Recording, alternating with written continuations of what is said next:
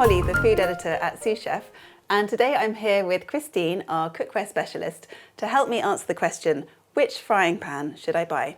Kristin has been testing and using some of the best cookware in the world for almost a decade. She tries everything before it makes it onto the Sous Chef website, and she has exceptionally high standards.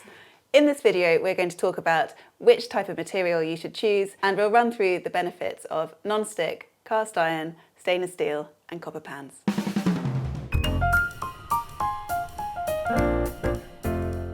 Where should I start if I'm looking to buy a frying pan? Well, the first question I always ask is, what kind of food do you cook at home? Okay, so probably at home, I don't cook too much meat, and with kids, there's always something with eggs, an omelette, pancakes, things like that, sort of staples in the week. And then maybe special occasions, we might get a piece of fish. So that's probably like a fair representation of what we cook. Yeah, so it sounds similar to many. You know, most people do cook some kind of like delicate foods like eggs, fish, omelets, pancakes, that kind of stuff.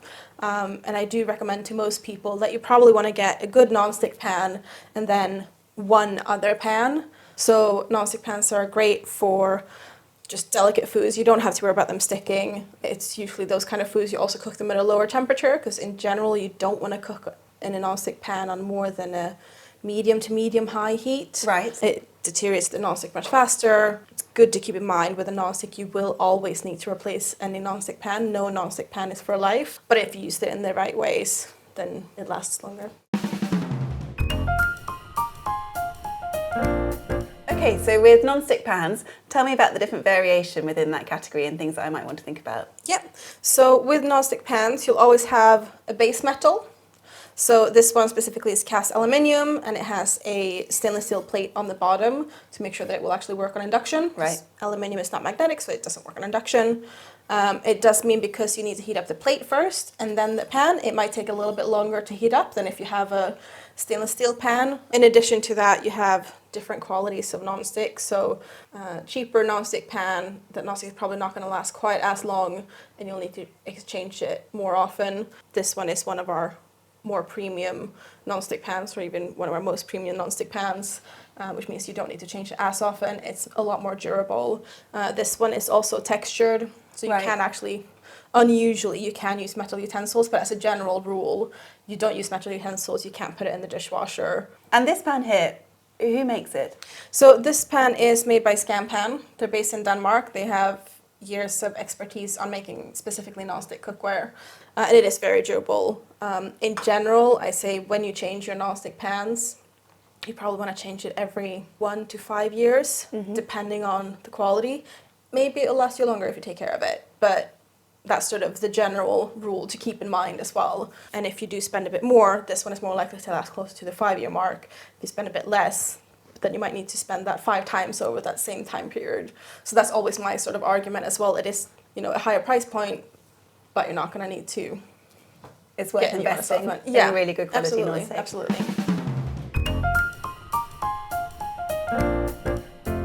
Most kitchens might have a non-stick pan because it's so easy to use and so versatile. Then perhaps on the other end of the spectrum we have cast iron, spun iron, and there might be some nervousness about how much care they need. Are they really very hard work? Tell me about cast iron pans. I've grouped these 3 pans together. So we have cast iron, we have spun iron, and we have carbon steel. They all behave in similar ways. They all need seasoning, but it's not as scary as you think. But you do want to keep in mind that it will take different treatment to how you would treat your other pans. So you don't want to leave them to soak in water. Right. You want to make sure they are fully dry before you put them away. I like heating them up on the hob a little bit to actually fully see all that water evaporate. And that's to prevent any risk of rusting. Yeah, absolutely. If it does rust, it's not end of the world. Like, you can clean that off and re-season it. But I guess the main thing that would be annoying is if you've spent a lot of time seasoning your pan. That also helps protect from rust. But if you do get some rust, then you might need to scrub that off and you need to sort of restart the seasoning process. And seasoning, put simply, is just coating it with oil and creating a patina, isn't it? A protective layer. Yeah. What's the easiest way to do that, and how often do you need to do it? How often? I always say it depends on how often you use the pan. I like seasoning mine after every use because it's just, you have it out anyway, you may as well. I wash it up. You can use soap with your pans. The sort of myth of not being able to use soap is from when there used to be lye in the soap, because that would actually strip all the seasoning from the pans. We no longer use lye in soap, so it's okay. You can use some fairy liquid and that's absolutely no problem. But you want to use the oil that has a high smoke point. But basically you just do a really thin layer of oil, you heat up the pan when it starts smoking, then you turn it off and let that cool down, and then you're done. So I just have a cotton tea towel at home that I don't care about. It's very dirty. We're very sort of marked. Your seasoning cloth. Yeah, exactly. But you can sort of wipe it down. You want to wipe it down so it almost looks like you have wiped away all the oil, because you don't. If you put too much, it ends up being very sticky. Right. Okay. But it will create sort of the oil when it gets to past that smoke point. It will polymerize, which is what creates the patina. And over time, the more you do it, it will create that really nice, almost like a natural non-stick layer. Also important to note on these pans, they will work great with sort of pancakes and eggs and things like that as well. However, when you first get them, you might be like, oh, but it's sticking a bit. And even though several of these are pre-seasoned, they have a protective layer, you might not get that perfect sort of slip out of the pan from the get-go. So that's sort of, it might take a little bit more time for those more delicate things. That's something we often get asked, isn't it, when people buy a cast iron pan absolutely. for the first time. And I also sometimes say, if you want to sort of speed that process up, I sometimes, when I get my pans, I just sort of season them 3 or 4 times in a row first time I use them, or when I get them, and you've sort of boosted that a little bit, and then the more you use it, you'll be fine. And these 2 iron pans look very different, with the thickness obviously and the heaviness.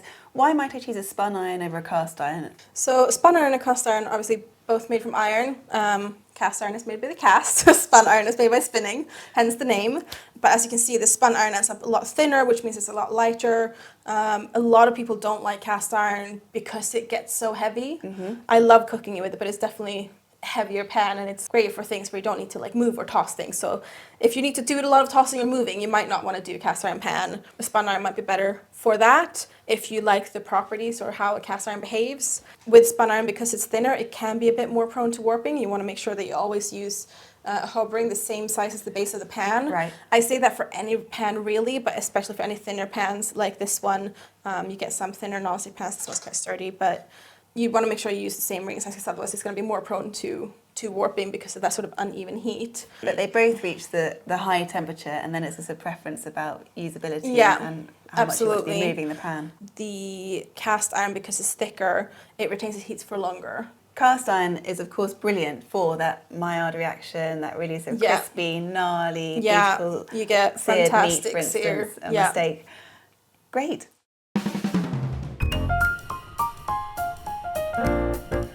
So that takes us on to stainless steel, which is again a very common choice. You might see it in professional kitchens. Yep. What is it that makes stainless steel such a popular choice for a frying pan? I would say stainless steel is the easiest pan. It's the most low maintenance. Like, you're gonna struggle to ruin it unless you've gotten like a very, very cheap thin stainless steel that's gonna warp.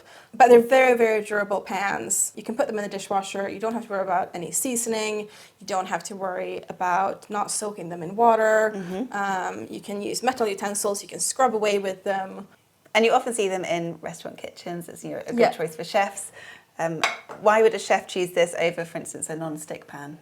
So you often see chefs, they cook on very high heat, or they might cook with gas. It might take a little bit getting used to how to cook with it, especially if you're used to a non-stick pan. But you can absolutely get basically a non-stick effect if you cook with it the right way. So you can still cook an egg really nicely on a stainless steel pan. What you do have to think about is you're not going to get that really soft fried egg. You're always going to get a crispy fried egg if you cook it in a stainless steel pan.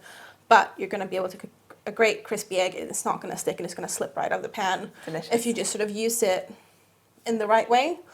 And these 2 pans, these stainless steel pans, they look slightly different. This seems to have a different finish on it. What's the difference between these 2? So this is a more, I guess, traditional stainless steel pan. It's a multiply pan.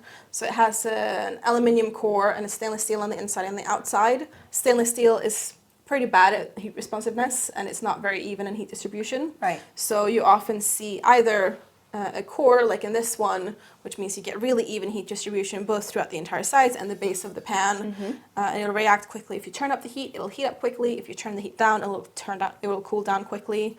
Often in more budget versus sort of cheaper stainless steel pans, you get what's called a sandwich base. So you'll always see the sort of layer of a thicker base, and that means they have a sandwich base which has this kind of sandwich layer with aluminium core on the bottom, but it means you only get that through the base of the pan, not through the sides of the pan. For this one, this is also a multiply that has the aluminium core, but this also has a titanium coating on the outside.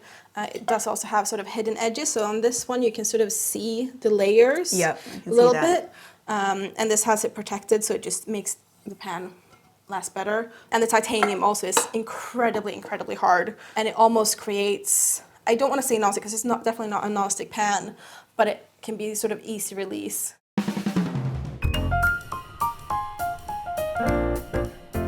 And lastly, we have a copper pan here, and copper is obviously very beautiful, but what are the cooking benefits of using copper in a frying pan? We just talked about stainless steel pans with an aluminium core to help that sort of heat responsiveness. Copper is a step up, so it's the most heat responsive metal that we get. It is a lot more heavy, so again you get quite heavy pans, but it's going to be the most heat responsive. So if you really want that specific control when you're cooking, you'll heat up and cool down very quickly, and you'll really notice that when especially if you're cooking on gas or induction and you sort of change the temperature of your hob, it's immediately going to be a difference when you're cooking.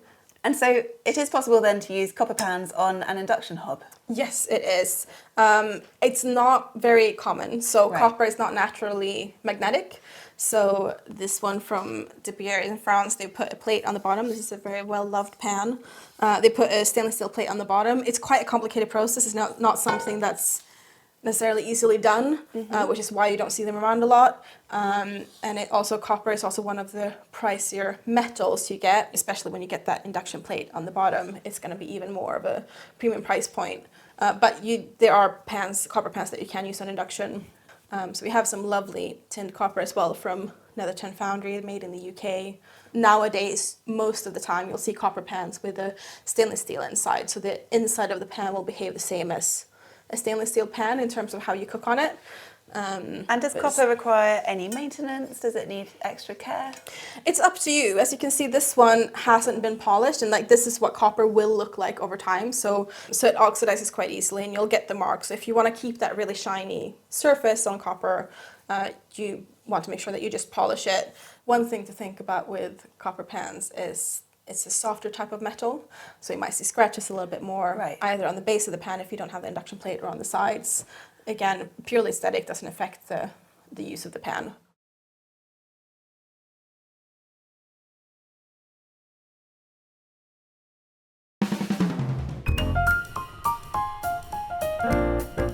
Great. And then finally, there's a breadth of size, shape, weight, handle types. What are the extra things I need to think about before buying my frying pan? So the most obvious one that you can probably see is obviously the different shapes of handles that you get. So we have these three here, have kind of similar, slightly curved handles and a little bit thicker. So more what you would traditionally call like an ergonomic handle. You have this one, for example, as well on the underside. You can see it also has little divots for your fingers. That's so it just very fits nice and comfortable. And this one as well has a little bump there, just to help your fingers not sort of slip forwards. Both of these pans have quite long handles that they're designed. This one is designed by chefs, and this one is also often used in professional kitchens. So you can sort of just wrap your tea towel around it and grab the pan, so you need that kind of space. And then you have for the cast iron, this is inspired actually by old wood fire stoves and the handles on them, but you have that sort of coil, and you can see through it. You can't really see here probably, but you can see through that you have that sort of stem of the cast iron, but because you have a stainless steel coil, it doesn't get as hot. Obviously, any handle, if you use a gas hob, any handle will get hot because you get that sort of heat from all around the pan, but it does still help them to cool down a little bit more. Great. And in terms of size, what's the sort of mid-range diameter of a frying pan that these are, for instance, and that most households would use to cook with? So I would probably say you want to look for something around the sort of 26 to 28 centimeters, what most households are going to want. So you have both of these are 28, this one's 26, I think this one's might even be 30. 24 for a frying pan works if you sort of just two of you. I prefer having a larger one because it gives you a little bit more flexibility. And I've always wondered, when it comes to a frying pan diameter, which part of the pan are we talking about? It's always the top. So Right. for any cookware, anything we sell, so you have frying pans, saucepans, saute pans, and anything, it's always the top diameter, which is why you sometimes also talk about the slanted sides. So this one has slightly more, it has curved sides, but it gives a wider base than, for example, this one, which has quite slanted sides. So you have a slightly smaller base on the bottom to actually cook on. So the cooking surface is a bit smaller, but it's always the top diameter that is measured. One last thing I also look at, which is sort of professional or not, is you get some frying pans that have a pouring lip. So you can see this one just has straight sides coming up. If you do need to pour things out, it's gonna sort of drip down the sides a bit. It's not super easy to pour. But then if you have this one, if you just get that little bit of a curve on the edge, it's what's called a pouring lip. Not a spout, but just a pouring lip. So it makes it a lot easier to pour anything out of the pan, and it'll pour nicely without sort of getting stuck or like running back underneath. Great, thank you so much, Kristin. I've learned so much about the different materials, sizes, uses, and how to care for my frying pan once I get it home. Thank you very much. Thank you. For more videos about ingredients and cookware at Sous Chef, make sure you hit subscribe.